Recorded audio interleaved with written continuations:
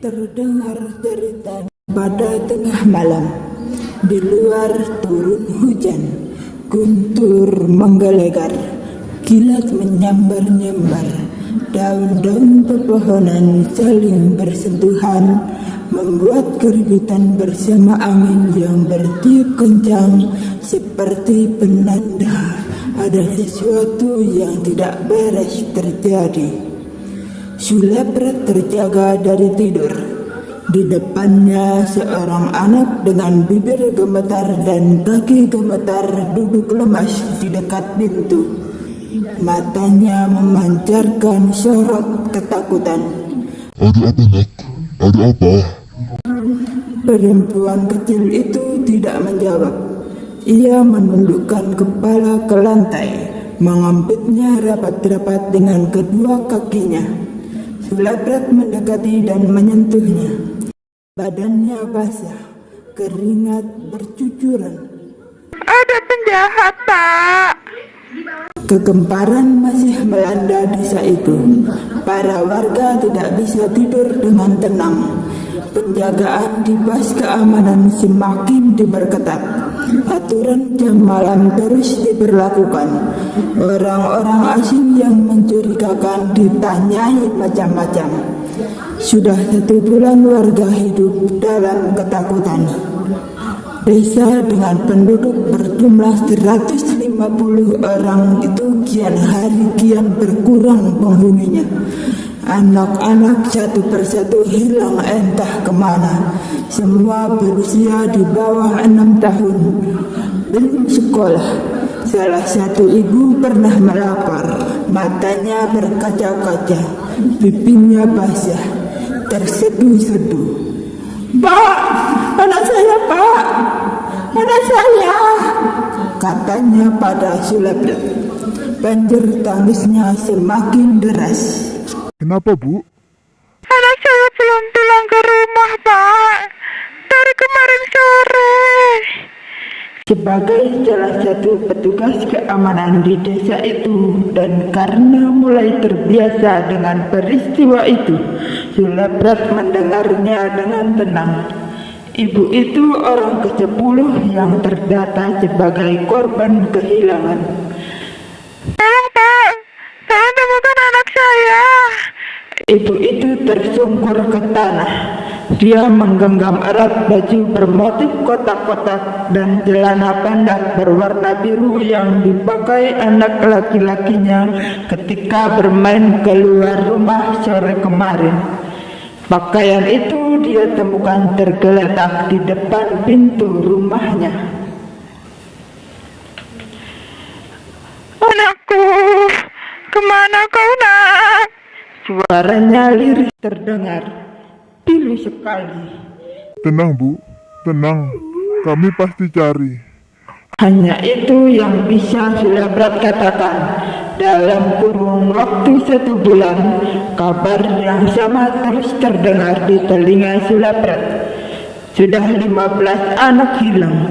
Ada yang kakak beradik dari satu keluarga. Pak, Bapak harus temukan penjahat bangsat itu. Kata ibu lain pada suatu malam di pos penjagaan. Sepanjang jalan ibu itu meraung-raung. Tangisnya membangunkan warga. Tepat di depan ibu itu Sulepret terdiam. Sulepret mengerjapkan mata berkali-kali berharap matanya salah lihat. Tangan ibu itu membawa sepotong tangan. Tangan anaknya itu ditemukan juga di depan pintu rumah. Daging dan kulit di ujung potongan itu tercayat begitu kasar. Urat-uratnya menjuntai keluar.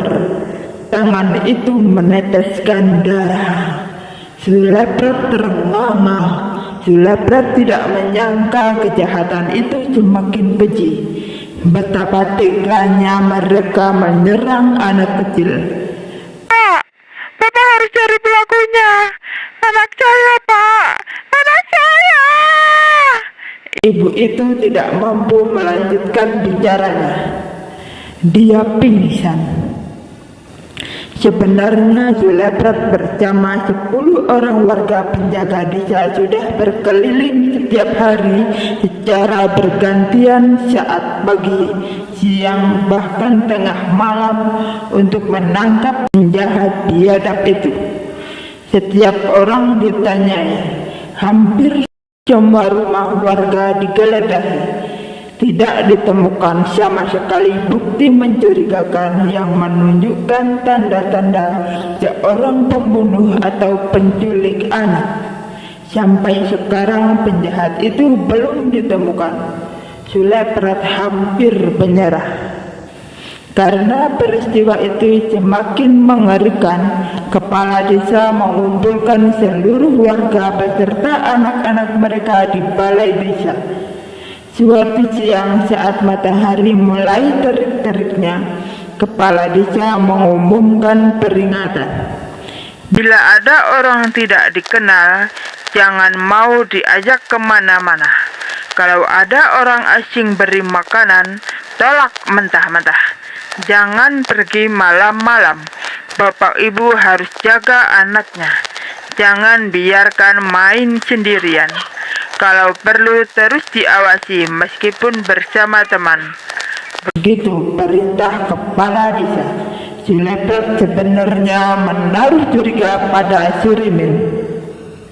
Suleprat dengar sebagai orang pintar di desa itu, Surimin menjalankan ilmu hitam dengan mencuri tumbal agar ruh yang dia punya mau menjalankan perintahnya. Kedua warga penjaga juga berpendapat sama. Apa mungkin Surimin, Pak? Dia kan dukun. Pasti dia butuh tumbal. Saya curiganya juga begitu, Pak. Bapak ingat, tinggal rumah Surimin yang belum kita geledah. Ayo kita ke sana, Pak. Malam itu mereka bergegas menuju rumah Surimin. Surimin dikenal jarang keluar rumah. Rumahnya selalu gelap meskipun malam. Bau kemenyan tercium mulai teras rumahnya. Beberapa tengkorak manusia terpajang di ruang tamunya. Surimin, keluar kau. Seorang lelaki berjanggut putih dengan badan sedikit bungkuk membuka pintu. Ada apa? Suleprat dan kedua warga itu memaksa masuk sambil menutup hidung karena bau kemenyan begitu menyengat.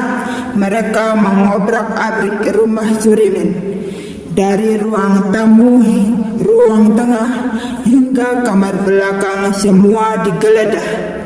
Semua begitu gelap. Suleprat menyalakan senter. Hei, ada apa ini? Bapak-bapak tidak sopan, sergah Surimin. Dia merasa keberatan Suleprat memeriksa tanpa izin. Suleprat masih saja sibuk menggeledah. Saya sudah tidak main dukun lagi, Pak. Surimin duduk di kursi goyang di ruang tengah. Dia menyalakan sebatang rokok. Bapak curi anak buat tumbal kan? Suleprat menuduh. Hei, mana buktinya? Jangan asal tuduh begitu. Kedua warga itu berkumpul di ruang tengah. Mereka sedikit kecewa. Tidak ada bukti barang senjata tajam. Keris-keris pun tak ada. Sudah saya bilang, saya sudah tidak pakai ilmu hitam lagi. Suleprat mengerutkan dahi. Dia berusaha percaya, tetapi agak sulit. Masih ada tanda tanya dalam benaknya. Sebagai warga, Surimin memang paling mencurigakan. Dia hanya keluar waktu tengah malam untuk mencari angin. Katanya, Surimin mengambil napas panjang. Setelah mengisap kencang-kencang rokoknya, dengan asap mengepul dari bibir, dia berkata, "Kalau kalian mau cari penjahat itu, cepat sebelum dia kabur dari desa ini. Saya hanya bisa bilang penjahat itu laki-laki." Jangan-jangan kau pelakunya. Salah satu warga masih sulit percaya. Bukan. Menurut penerawangan saya, penjahat itu laki-laki. Dia masih berada di desa ini. Karena tidak menemukan bukti, Sulepret dan kedua warga itu pergi dengan tangan kosong. Surimin menyeringai. Penjahat, oh penjahat, mengapa engkau begitu bejat? Mengapa anak menjadi sasaran kekejaman? Apa setelah insan kecil tak berdosa itu? Mereka masih punya masa depan yang begitu panjang. Mengapa nyawanya harus melayang begitu cepat? Betapa biadabnya penjahat yang menyiksa anak. Betapa pecundangnya orang yang menculik makhluk tiada berdaya, yang tidak mampu melawan apa-apa. Dia masuk kamar. Adinda yang berusia 5 tahun itu berteriak semakin kencang. Sulepret menoleh. Beberapa tetangga yang mendengar menggedor pintu. Pak, ada apa pak? Ada maling. Jangan berisik. Penjahat itu di sini. Dengan cepat para tetangga itu pulang ke rumah masing-masing. Tidak berapa lama mereka datang kembali. Ada yang membawa linggis, ada yang memegang parang, ada pula yang menggenggam golok. Ayo pak, kita bunuh. Jangan sampai lolos kali ini. Salah seorang dari mereka berbisik. Sulepret menempelkan jari telunjuk ke bibir. Jangan bersuara. Sulepret memberi isyarat penjahat itu bersembunyi di kamar pembantu di bagian belakang rumah dekat toilet. Kebetulan pembantu sedang tidak di rumah karena pulang kampung mengurus ibunya yang meninggal sakit jantung. Pada lantai menuju kamar itu ada bekas tapak kaki yang sedikit berair. Di luar masih hujan. Saya jaga di luar saja pak, mana tahu dia melompat keluar jendela, ujar salah seorang tetangga. Dengan perlahan Sulepret berjalan berjingkar. Sulepret menyalakan lampu. Sulepret membuka pintu. Dua orang mengikuti dari belakang. Beberapa tumpukan pakaian di atas meja dekat jendela bergorden hitam panjang hampir menyentuh lantai berjatuhan. Pintu lemari sedikit terbuka. Gorden itu bergerak-gerak. Dua jempol kaki terlihat di bawah gorden. Sulepret membuka gorden.